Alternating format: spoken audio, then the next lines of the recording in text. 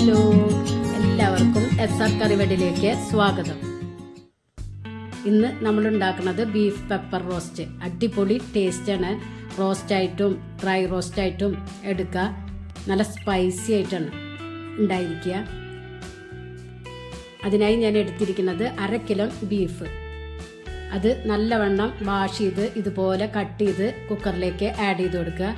1/4 teaspoon മഞ്ഞൾപ്പൊടി, 1/2 teaspoon മുളക് പൊടി, 1 ടീസ്പൂൺ കുരുമുളക് പൊടി, 1 ടീസ്പൂൺ മല്ലിപ്പൊടി, 1/2 ടീസ്പൂൺ ഗരം മസാല, ഇഞ്ചി വെളുത്തുള്ളി ചതച്ചത് 1 ടീസ്പൂൺ, 4 പച്ചമുളക് മിക്സിയുടെ ജാറിലിട്ടിട്ട് ക്രഷ് ചെയ്തത്, 1 ചെറുനാരങ്ങയുടെ നീര്, ആവശ്യത്തിന് ഉപ്പ്, 1 ടീസ്പൂൺ വെളിച്ചെണ്ണ. എന്നിട്ട് കൈ വെച്ച് ഇതുപോലെ നല്ലവണ്ണം മിക്സ് ചെയ്തെടുക്കുക. നല്ലവണ്ണം വേവിച്ചെടുക്കണം. അതുകൊണ്ട് 5-6 വിസിൽ കൊടുക്കുക. ഒരു പാനിലേക്ക് 4 ടേബിൾ സ്പൂൺ വെളിച്ചെണ്ണ ആഡ് ചെയ്ത് കൊടുക്കുക. അതിലേക്ക് ഒരു ചെറിയ കഷ്ണം ഇഞ്ചി കട്ട് ചെയ്തത്, 1 തുടം വെളുത്തുള്ളി തൊലി കളഞ്ഞ് കട്ട് ചെയ്യാതെ ആഡ് ചെയ്ത് കൊടുക്കുക. ഒരു 30 ചെറിയ ഉള്ളി തൊലി കളഞ്ഞ് നടു കട്ട് ചെയ്തത് ആഡ് ചെയ്ത് കൊടുക്കുക. ഒരു സവോള ചെറുതാക്കി കട്ട് ചെയ്തതും ആഡ് ചെയ്ത് കൊടുക്കുക. എന്നിട്ട് നല്ലവണ്ണം വഴറ്റുക. ഒരു ബ്രൗൺ കളർ ആവുന്നത് വരെ വഴറ്റിയെടുക്കണം. ഇപ്പോൾ കളർ ചേഞ്ചായി വരുന്നുണ്ട്. ഇതുപോലെ മുഴുവനായി കഴിഞ്ഞ് കഴിഞ്ഞാൽ അതിലേക്ക് പൊടികൾ ആഡ് ചെയ്ത് കൊടുക്കുക. ഈ ടൈമിൽ പൊടികൾ ആഡ് ചെയ്ത് കൊടുക്കുക. 1 ടീസ്പൂൺ മല്ലിപ്പൊടി, 1 നുള്ളു മഞ്ഞൾപ്പൊടി, 1 ടേബിൾ സ്പൂൺ കുരുമുളക് പൊടി, 1/2 ടീസ്പൂൺ നല്ല ജീരകത്തിൻ്റെ പൊടി, 1/2 ടീസ്പൂൺ ഗരം മസാല.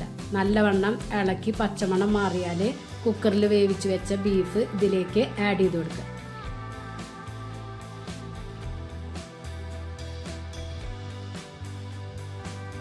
എന്നിട്ട് നല്ലവണ്ണം ഇളക്കി യോജിപ്പിക്കുക.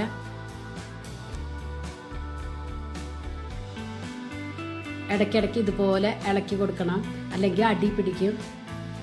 ഡ്രൈ ആവുന്നത് വരെ ഇതുപോലെ ഇളക്കി കൊടുക്കുക.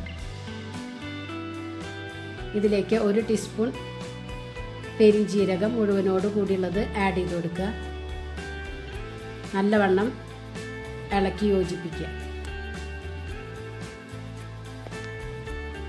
ഡ്രൈ ആകുന്നത് വരെയും ഇതുപോലെ ഇളക്കി കൊടുക്കണം.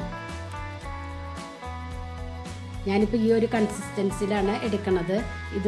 ഇതിലും ഡ്രൈ ആക്കണമെങ്കിൽ ആക്കിയെടുക്കാൻ പറ്റും. ഇതിലേക്ക് കറിവേപ്പിലയും മല്ലിയിലയും ആഡ് ചെയ്ത് കൊടുക്കുക.